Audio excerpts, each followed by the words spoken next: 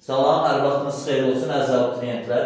ABCD kvadratında BM 15-dir, CM 15-dir, MH 15-dir, MH perpendilyardır AD-yə.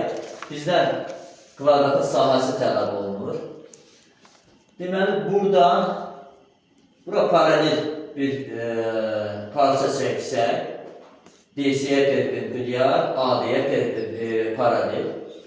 O zaman bura 15 olsa, burada 15 olacaq. Buranı biz x qəbul edəsək, burada x olar, onda burada x olar. Kvadratın bütün tərəfləri bir-birinə bərabər olduğu üçün burada x olacaq, 2x olar, burada 2x olar.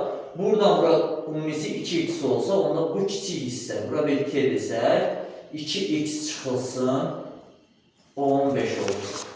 Burada gördüyünüz kimi bir düzbucaqlı üçbucaq yarandı. Belə bir kiçik düzbucaqlı üçbucaq. 2x çıxılsın 15-dir, 15-dir və x-dir.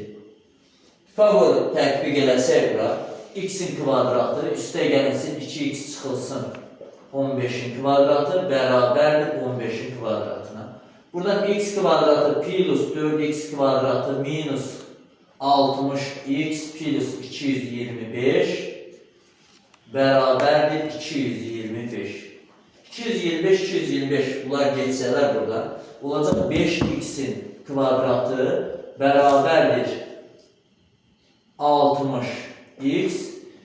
X-ləri buradan ixtisar eləsək 5x bərabərdir 60, x bərabərdir 12.